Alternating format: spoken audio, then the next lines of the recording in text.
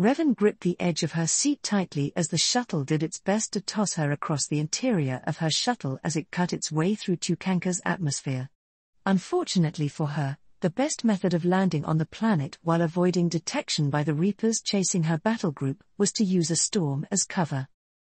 It made the ride down decidedly unpleasant, especially since she had to use one of the smaller shuttles to reduce the chance of discovery as much as she could.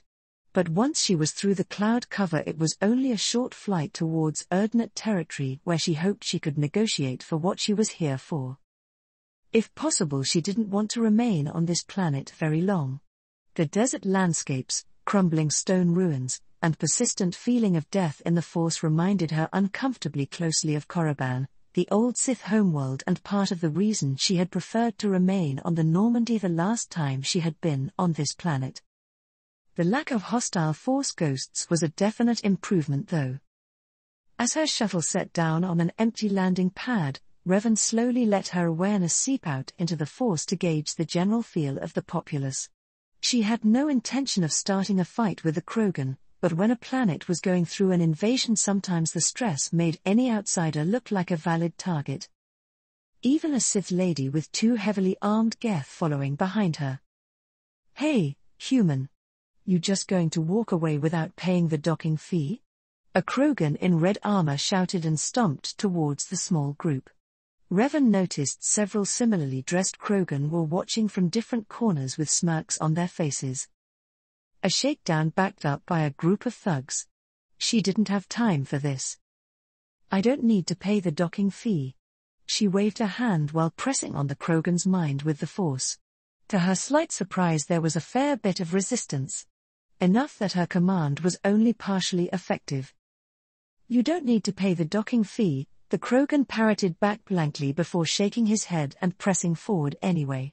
"But you're using our pad. I think that deserves a few credits tossed our way." Revan was forced to stop as the large alien stepped directly in front of her. She glanced up slightly so her visor was even with the Krogan's eyes and raised an open hand. "I am the leader of the battle group currently fighting the Reapers in the system, and I need to speak to the leader here immediately. Move or I will move you," she said calmly but clearly so the whole landing pad heard her. "Heh, big words, little human." The Krogan sneered. "But look around, you're outnumbered and we aren't scared of your robo-GHK.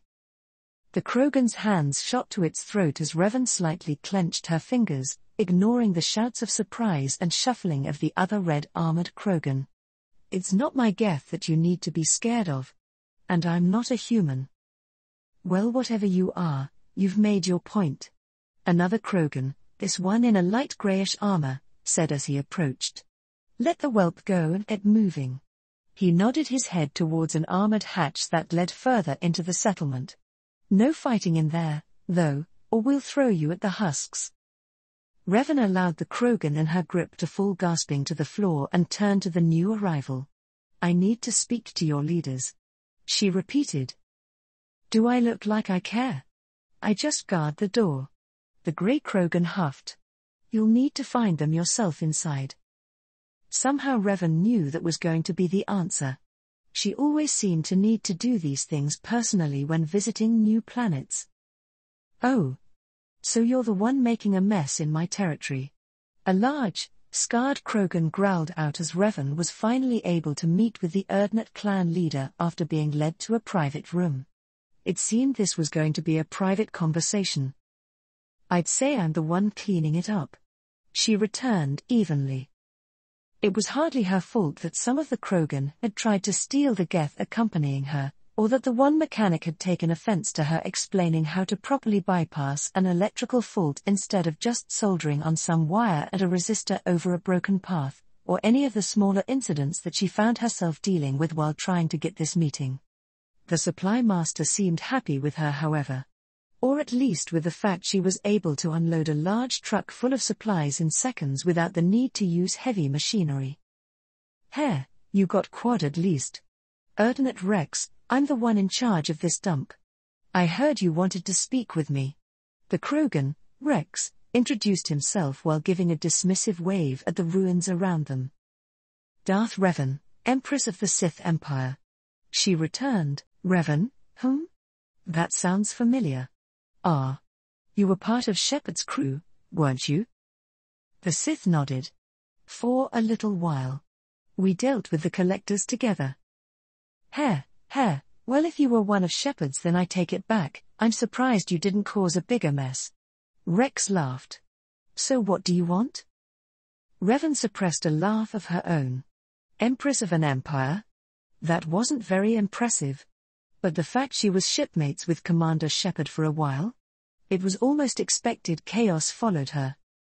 I want the hulls in the system and everything you can offer against the Reapers, she said, figuring Rex was the type to appreciate blunt honesty. Humph, not much then. What are you offering? Against the Reaper invasion? Anything and everything as long as it didn't weaken Revan's forces. Credits, weapons, armor, shields, hell, even a planet if the Krogan really wanted one. She was ready to offer it all. Even a high-ranking membership in the Empire if Rex was interested. And to Revan's amused frustration, she had found one of the rarest beings in the galaxy in Rex. A blunt, honest ruler that cared more for the beings he ruled than personal power. You can have the hulls for whatever supplies you can give us, not like we can stop you from just taking them. But if you want to use the Krogan as your own personal army, there is only one price I can accept. Rex said seriously. And that is? A cure. He said passionately, and Revan didn't even need to guess the cure to what. The genophage.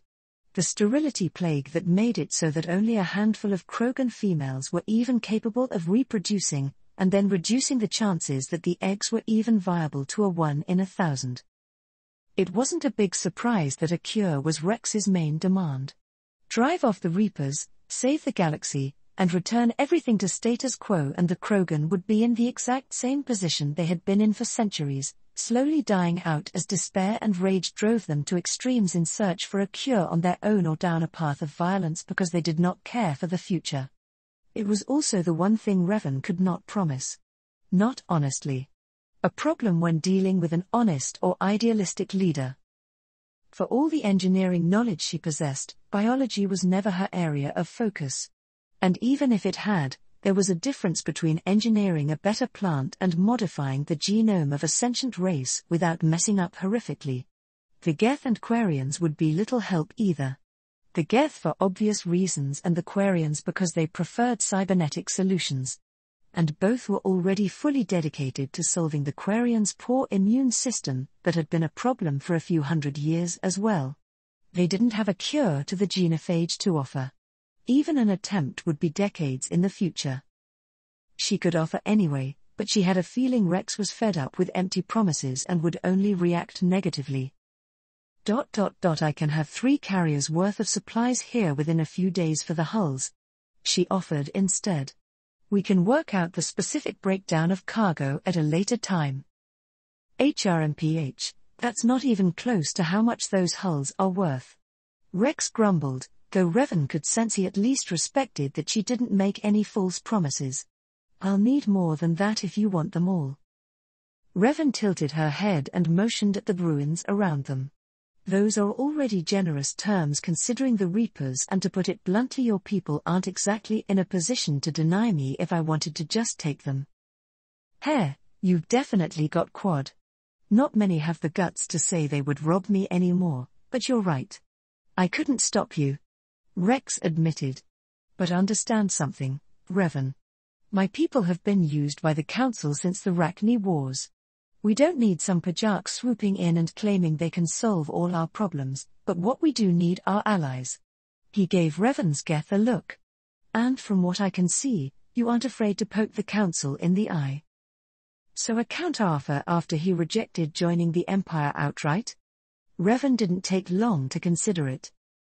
Accepting would mean that she accomplished both goals she came for, both gaining the Krogan as ground forces, though admittedly in a more limited fashion than she preferred, and acquiring the additional hulls needed for a defense force. It would probably mean alienating the Solarians, especially if Rex was pushing for a cure to the genophage and expected Revan to back him up politically, but the Solarians and Asari tended to move in lockstep. With the Asari Jedi knockoffs influencing things in the background, it was already likely the Solarians would be hostile to her empire at worst and dismissive or obstructive at best. I think an alliance is possible. Shall we discuss the deal? Oh. Contact. Left high. Garrus keep their heads down, on it. 3 more coming up the right side though. Liara, singularity. Lock them off. Shepard bit down on a curse as she piloted the hijacked Atlas mech against the Cerberus troopers flooding the shuttle bay.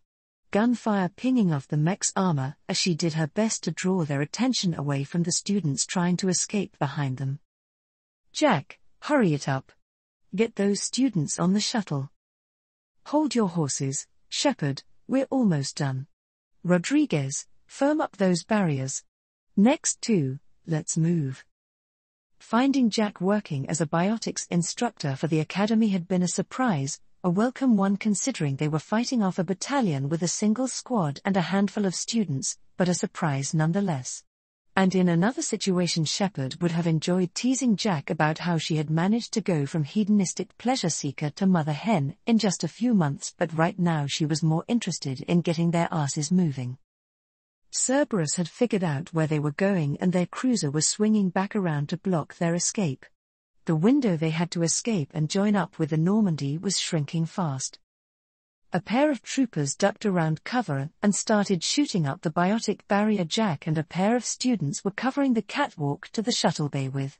Shepard cursed again and turned the mech to face them, but already knew they would duck back behind cover before she could line up the shot. But before they could, both of them were surrounded in a blue aura that pinned them in place for just the few seconds Shepard needed before her mech's Mac gun reduced the 2 troopers to a red mist. The Spectre took a second to shoot a glance at Jack, who was still maintaining the barrier and had still managed to assist. She had finesse to match her ridiculous biotic potential now. That was 3 biotic techniques at once and even modifying a stasis on the fly. It seemed the Normandy's favorite convict had been taking a certain Sith's lessons on control seriously even after they had split up. Jack had already been one of the strongest biotics Shepard had even heard about. Now, she was turning into a real monster. She shook her head and focused on the new group of Cerberus troopers that just arrived. One of the last rockets her mech had left wiped out the whole squad, but Shepard didn't celebrate. Just behind them another Atlas mech was making its way down the hall, taking patshots at her and her own squad.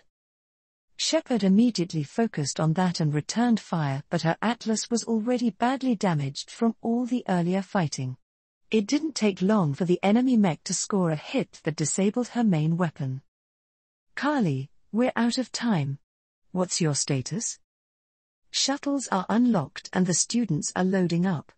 The director of the Ascension project radioed back. The Normandy's pulled the Cerberus cruiser out of position too, we need to leave now. Got it. Garrus, Liara, you heard her. Move it. Shepard snapped as she clambered out of the damaged mech, but not before setting its internals to overload as one final present for Cerberus. Jack, get your kids moving. Our ride is leaving. Way ahead of you, Shepard. Rodriguez, move your ass. It was a bit of a scramble, but in less than a minute everyone they had managed to keep free of Cerberus was loaded and the shuttle jettisoned out of the hangar. A quick message to Joker to let him know not to shoot them out of the sky later, and Shepard finally breathed a sigh of relief. One mission completed. She could wait until they were back on the Normandy to begin thinking about the next. Oh. Hey Shepard. Making the rounds?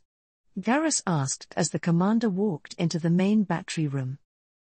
Yeah, figured it'd be good to keep an eye on everyone. A bunch of kids running around the Normandy sounds like a recipe for disaster, you know? Why are you here then? Shepard scoffed. Please, I had to check up on the biggest kid here. Who knows what you'd do to the Normandy's guns if I left you unsupervised? Sorry Shepard, I don't have a mirror for you in here. You'll have to look elsewhere if you want to check up on yourself. Both of them laughed at the light ribbing before falling into a comfortable silence. Shepard slightly relished in it, being able to just exist for a moment after so much action demanded is such a short time. But the galaxy wouldn't wait forever. "We are going to be changing course for the Citadel," she mentioned after a minute. "Not Tukanka?" There was no judgment in her friend's voice. Just a desire to know if the plan was changing. And it certainly was. "We need to drop Sanders and the students off somewhere safe, and we don't have another ship that can make that kind of distance. Sounds like Jack is going to stick with them too." That's a surprise. I would have thought she'd demand to be on the front lines. Garrus mused. But I suppose it's nice that she's downgraded from dangerous lunatic to just mildly insane. Yeah, it's a bit weird to see her so attached. But I think it's a good change. Shepard nodded. And I'm sure she'll be right in the thick of it one way or another once she gets her students settled. Aside from that, I've gotten some messages from a few contacts on the Citadel that might give us an edge with getting the Krogan on board. No details obviously, but the sources are solid. Garrus hummed as he fiddled with the readout of whatever calibration scan he was currently running. "Leads are good. You'll have to fill me in later." "I will," Shepard promised. "But for now I should go. Rounds to finish and all that." "All right, Shepard. Later," Garrus repeated as she headed out the door. "Revan, you're apparently good with machines. How'd you like to do me a couple of favors while you're waiting around for your ships to get back?" Apparently knocking wasn't something that Rex bothered with as he barged into the room Revan had temporarily claimed as a meditation chamber. She shouldn't be surprised. Shepard wasn't known for knocking much either, and Rex had been one of her crew members. Generally people only ask for one favor at a time, Revan pointed out. Generally people aren't clan leader. I don't have the time to sit around being polite. Too much shit to do. Rex huffed. The main water purification plant for this trash heap just stopped working and I need someone to fix it. I'd have one of my engineers look at it, but they're all busy with more important things right now. More important than your water supply? Water's not much good if the Reapers can land an airdrop in the middle of your camp. Besides, they'd get around to it eventually. We have enough stored that even if they take their time, only a few might die because of the radiation levels. It was slightly depressing that Rex considered having enough stored water that only a few might die if the source wasn't fixed, a point of pride rather than a major failure in his infrastructure. But then again, the Krogan didn't have any delusions about his capital if he was calling it a trash heap. It was also nothing that Revan hadn't done before, and a better use of her time than waiting around for when her shuttle could join back up with her orbital fleet. "I can fix it for you. Do you already have the replacement parts ready, or do I need to investigate that too?" "No idea. I was coming here to ask about the second favor when I remembered Shepard saying you were a good mechanic. You'll have to ask one of the engineers about that." Fine. And your second favor?" "I need a ride. You might not be able to help us with a cure, but I've gotten word that the Solarians have something that can help. Something that belongs to the Krogan," Rex said darkly. "The Turians have called a meeting in the Prana system. Apparently their new Primarch is desperate enough to beg the Krogan to come help kick the Reapers out of their system. The Solarians got wind of it and are demanding a spot at the negotiation table as one of the leading council races." "Ah, so that was his angle. And you want to show off to both of them that while everyone knows you are desperate for a cure to the genophage, you have other options now. And you want to show that off." That sounds like something a politician would think of. "I just want to hitch a ride on a proper warship so those Solarian bastards don't get any funny ideas." Rex laughed Revan's comment off. And without seriously examining him with the Force, she honestly couldn't say if he was being serious or not. But Revan wasn't interested in picking apart every statement the Krogan clan leader made at the moment and just decided to ignore him for now. "Fine, I have no issues bringing you along. Just make sure you're ready to depart once my ships are in range. I don't want to risk the Reaper elements in space catching up with my fleet, so I can't wait around if you aren't ready." Rex just smirked. Well, in that case, excuse me, Your Majesty. I better go make sure my toothbrush is packed and ready to go. Revan just rolled her eyes behind her mask and got up to find the mechanic Rex mentioned. It was better than subjecting herself to the Krogan's humor. Oh. Shepard frowned as she watched Councillor Odina's back retreat out the door. Ever since she found out how much the man had undercut both her and Anderson, she couldn't bring herself to trust him. The fact that she overheard him pushing Ashley for an answer for something when she was still confined to a hospital bed just made that feeling even stronger, even if there were perfectly reasonable explanations for it. But that could keep for now. She was here for a reason after all. Hey, Ash. Good to see you up. The commander said as she slipped onto a nearby stool. I overheard Odina on the way in. Still haven't made up your mind.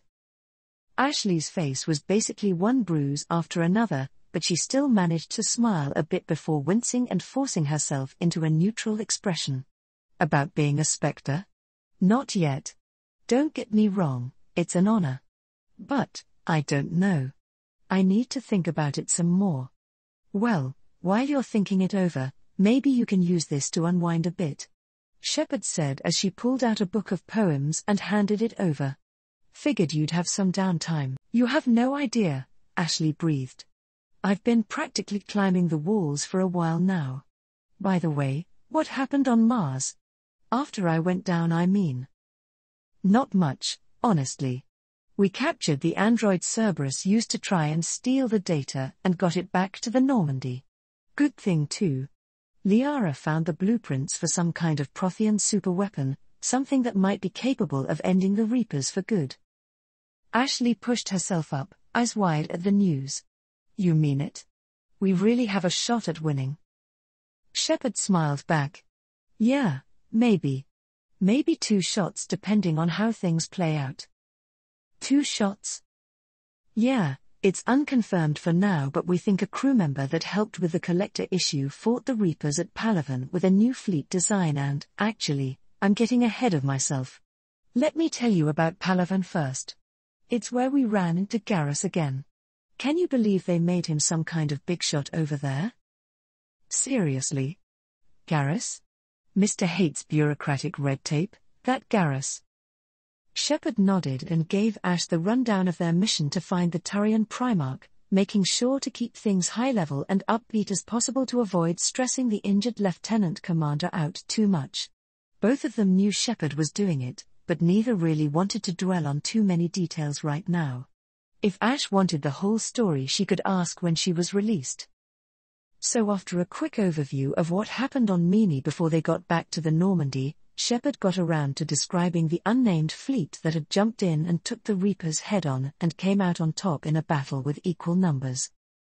She did have to slightly burst the optimist bubble by admitting they didn't know for certain that the fleet belonged to Revan. They only had some strong circumstantial evidence they couldn't even confirm because no one had the Sith's contact information anymore and every Quarian in the galaxy seemed to have vanished at some point. Damn, I was out for just a little bit and the whole galaxy went crazy. Ash muttered as she settled into a more comfortable position. Shepard could see that it didn't do much. With how crucial stretching medical supplies was going to be in the future, painkillers were being withheld unless absolutely needed. Wish I could get out there sooner. Take all the time you need. The fight's not going anywhere. Shepard replied. We'll need you at your best, too. Yeah, anyway, what's next for you? Hunting down another lost Prothean world? Storming a fortress?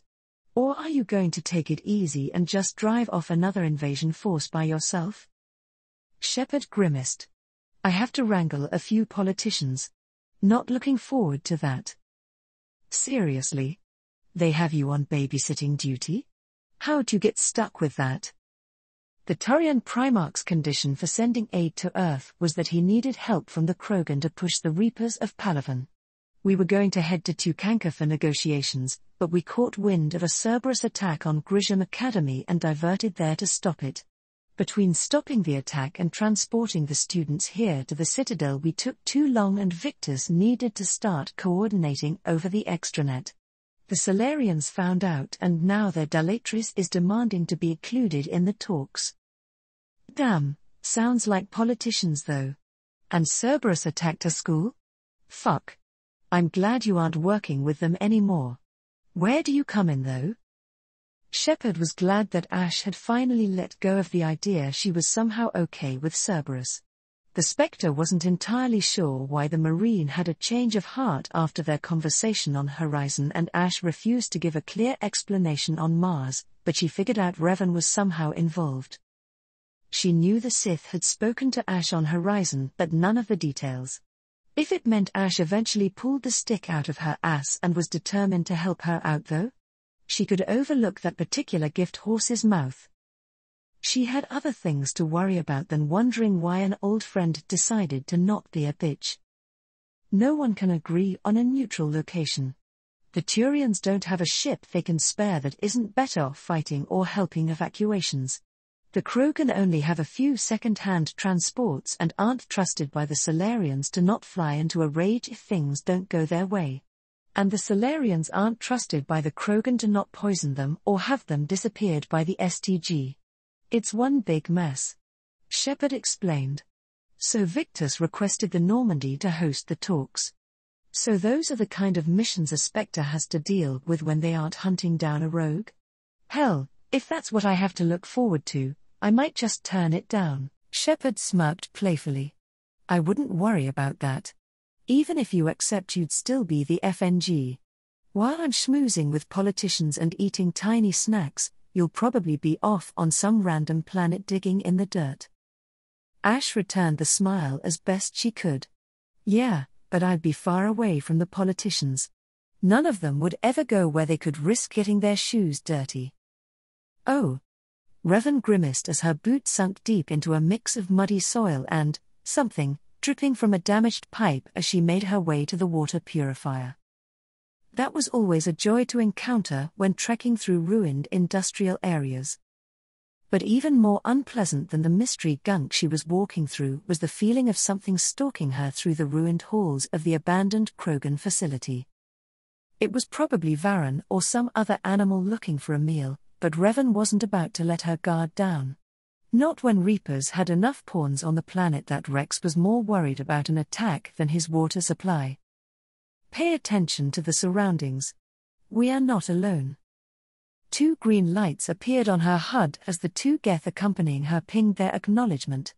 These 2 unfortunately had older chassis without a proper vocalizer, but that didn't stop them from being capable assistants and combatants. Both Geth units raised their blaster rifles a little higher and began to scan the area around them as they continued to their destination, a control terminal tucked away inside what any other race would consider a bunker that opened relatively easily with the code Rex gave her and a bit of persuasion via the Force when the gears mechanically locked up. It seemed the Krogan hadn't been down this way for maintenance in quite some time. Something very evident when Revan opened up the machine's internals and found out that most of it looked like it was held together with rust and spite rather than whatever the original materials had been. It spoke to how incredibly robust the Krogan had designed the machine, only failed when the coupling holding some of the logic boards had eroded away entirely and had taken the components with it. Nothing a liberal amount of Omnigel couldn't rectify, along with a general scouring and rewiring on Revan's part. With the worst of the rusted areas rerouted and replaced, the water purifier should be able to continue running for another few years with no problems until the Omnigel degraded and needed to be replaced again. This specific part of it, at least. Throughout the whole job, Revan never let her guard down as she waited for whatever had been observing her to make a move. But nothing happened. Eventually she couldn't justify lingering in the terminal room anymore and moved to leave. The Force screamed a warning as a large shadow rushed the doorway just as Revan was about to step out. Her lightsaber ignited and hissed as it bisected the creature leaping towards her. Revan sidestepped the mess as 3 more shadows rushed through the opening. One was nearly instantly dropped by her Geth guards and the second was injured as they swapped targets. The third, whether by coincidence or plan, used the second as cover and made it through the door unharmed, until Revan removed its head with a casual swing of her saber. Immediate threats dealt with, Revan waited for something else to come through the door as her guards finished off the remaining creature that she now recognized as Varen. But nothing came. Drag the bodies out and secure the door. We're returning to the Krogan encampment immediately, she eventually ordered. Those Varen hadn't acted naturally. They had waited until Revan was in the best place for them to ambush her without making a sound or visually identifying her. Something had ordered them to attack, and the feeling of being observed was still there, but she couldn't sense where exactly. Revan didn't know if it was specifically targeted at her or if the observer was just very territorial. Either way, she did not have time to deal with it. She had a short window before her fleet would be passing overhead. She couldn't afford to get stuck on Tucanka chasing down a presence at the moment. Once the door was secured again, she and her guards immediately headed back the way they came. Unseen by any of them, several insectoid forms slowly crawled out of the shadows before heading the opposite direction as the Sith. From even farther away, 4 glowing eyes dimmed slightly as the last bit of data about the short encounter was transmitted out. The reaction speed, accuracy, quickness of its target had been unexpected for something not expecting a combat scenario. More observation would be needed, more data acquired, if the anomaly was to be removed if it could not be hunted down conventionally. It was acceptable. The anomaly would be allowed its continued existence for now, until the time it was demanded to cease.